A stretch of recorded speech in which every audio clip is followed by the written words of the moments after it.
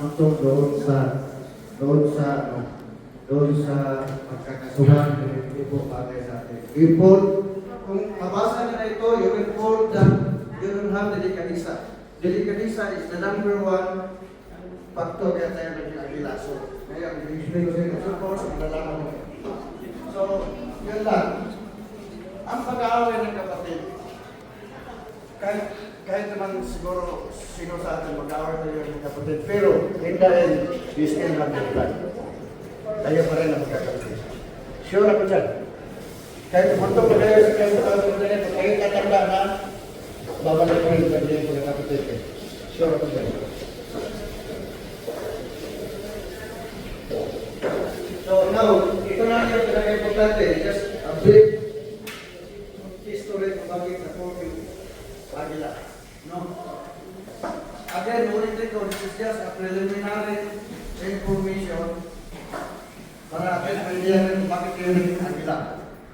The final orientation sa inyo is kayong, dahil nag-perform kayo ng isang club, Head Balinobol Eagles Club, which we will do that before your chartering day.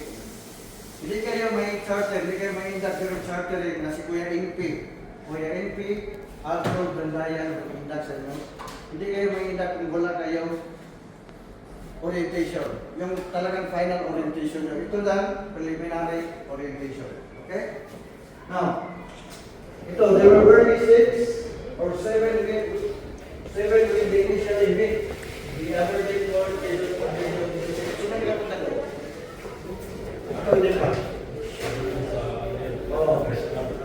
Doon sila nag-meeting. The second meeting was probably the bigger group, perhaps only 13 of them. So from tatlo, from anim nagiging 13. So no clear or specific agenda was delivered. Nothing was definite in the minds of the group except the fixed rendezvous at the Aberdeen court. So doon lang para lang. Kita-kita lang. Wala silang agenda naman. Kung na nila, yung alam pala na yung mga discussion nila, parang gano'n na pala. So, yun lang ang ano. Yun lang parang umaga, wala lang ito ba? Parang, ordinary lang. Pwede na natin. Kita kayo, hindi nila alam na i-form lang na yung magiging agila. No? Magiging paggawa ng isang club. So ito yung sila, yung mga ano natin, yung mga founders ng Eagles. There are 13 founders of Eagles. So ito si Nelly Ramundo, yan si Nelly, siya yung multi-businessman. Sinatawag na hari ng ilang, patay na po siya. 1979, so ibig sabihin, kung disiplita sila noon, so ibig sabihin, hindi na siya abot ng, tapos 50 hindi na siya abot siguro ng sandaan. Ito. Pedro Valenero, a graduate of PMA. So mga ano sila, no? Mga matitibay, no? Ito si Celso Mariano, prominent election lawyer. Matitibay talaga, no? Crisanto Saroca, lawyer. Parang sa tingin ko, with this 13, ano, sa ngayon, last 2 years lang namatay yung pinakalas. Or last 3 years siguro. But hindi ko sigurado, ha? It's not confirmed with me. Kasi doon sa national, bihira lang pumunta doon. So itong number 5, Rizal Alberto Loredo, an engineer, businessman. Eugenio Larena, an engineer. Euterio Dumo, Vice President, Chairman, parating Castro, saka ang kanilasyon sa akin. Sobrang laki. Dahil excited kami, tingin sila. Gumastos kami ng pangatulan. Ano na yung kaso? Bonsa. Kasi, kontra kami ng mayabang eh. Makuya eh. Kahit naman kasi sila sa mga kami. Well, at least, nagkaroon nito, the next club, the next break na kami is, pati sa inyo, ito. Sa inyo, professional namin kanino, nakastusin nyo is yung ano natin, hindi lang musik lang ito ha. So ito lang yung last, no? Okay? Yun lang yung last. The rest will be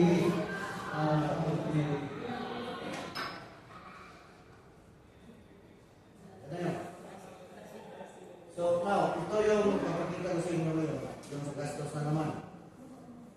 Pupunta tayo na kasi pwede tayo.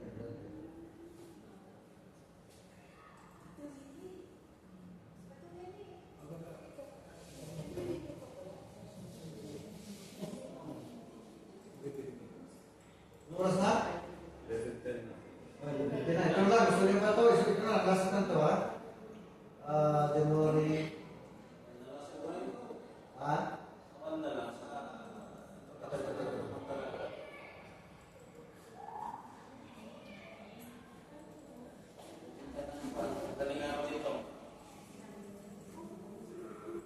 Sandali. Awag mo na, ipagkita sa inyo yung mga ano, suspayin na sa inyo. Yung... kasi hindi pa naman kayo, hindi, kailangan nila yung malaman kung ano yung, ano pala nyo, yung membership fee sa national is 2,500 pesos. Okay? 2,500 pesos. Yung plug uniform, si Kuya Dino ng bahala kung magkano ang plug uniform.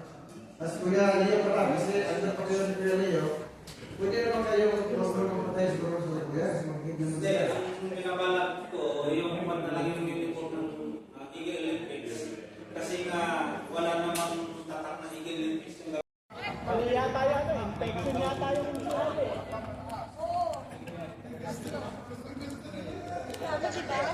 Kaya nga, ang dami. Halika Kuya Joe, paluin mo to.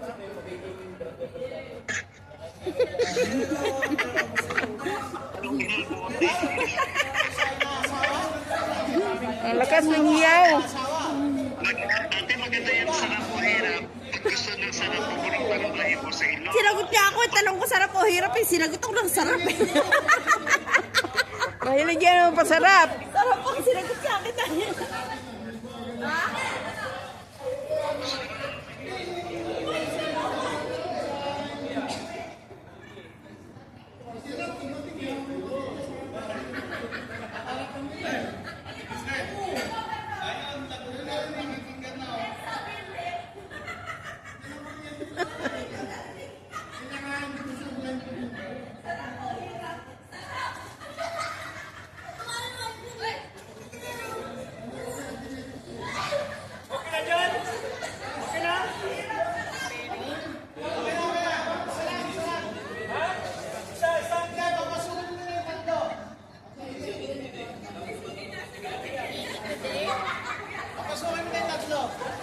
Para marinig.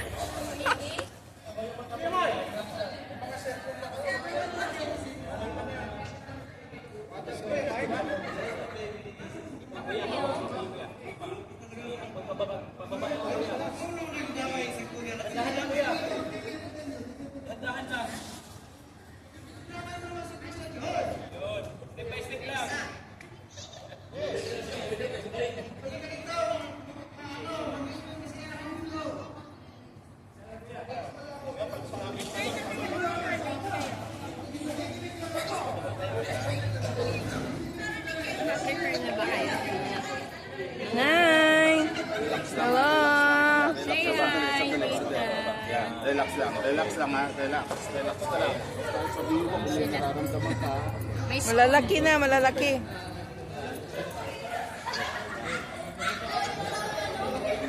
Yes, na ni Kiara, PE today. Kawawa naman tingnan.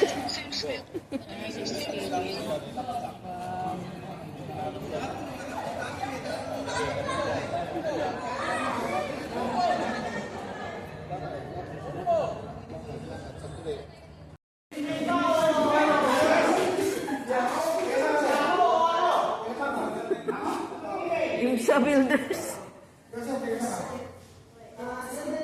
Paris mo before, pero may bahay ko sa Alabang.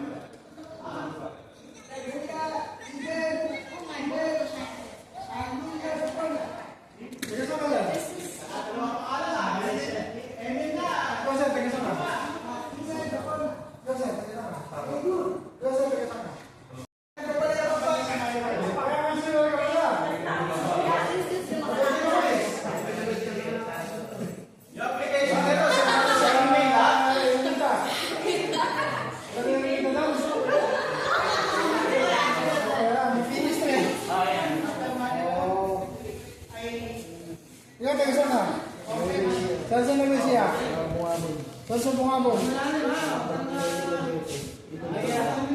Alam mo yung Gabaldon? Sinong kilala mo yung Gabaldon? Sabinyo. Parang inuhod up, hanggan. Sino sila? Kilala mo si De La Cruz? Sa Gabaldon. Chito. Kilala mo si Mayor P. Sa Gabaldon. Hindi mo wala yung Mayor sa Gabaldon. Anong negosyo sa mga bon? Sibuyas. Saan ka doon sa mga bon? Pagdilgan sa kanto. Ito ba, stresan mo? Sa?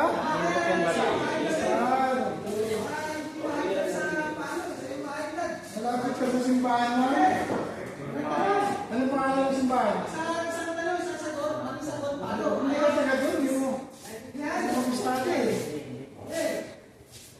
Hindi ako ito makiakili dito. Malapit ka sa munisipyo. Lapit lang. Bakit mo masasabi sa simbahan? Ikaw sa simbahan. Yung pangalan ng hindi ko. Iba ka dito ang dito. Sa kawayan. Sa kansiler.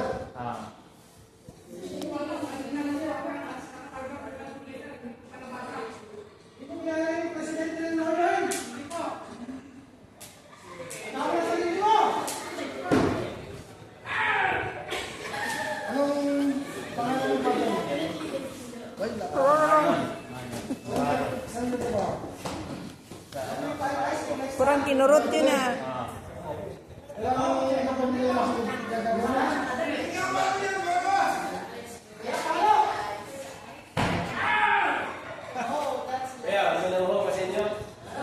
Lahat may kilala ka ng Lina.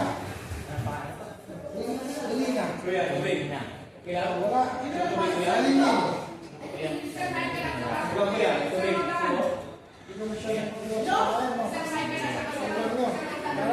Parang tayo ka lang din. Yung mga parents ko taga doon, yung mother ko taga doon. Pero yung family ko kasi taga-tagaan. Sa kansiler street ka talaga. Apo. Kilala mo yung ano doon, little governor. Governor.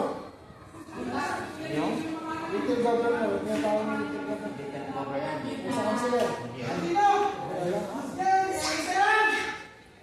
Alam mo yung tindahan ng baril doon sa Marksman? Hindi ko. Hindi rin.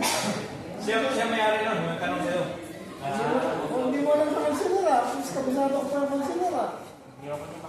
Saan ka lang magsasagot? Kaya na pakailan ng ganito. May nahihilo ba sa inyo? May nahihilo sa Alam mo yung tindahan ng mami doon. Sa Tindahan ng Lumi.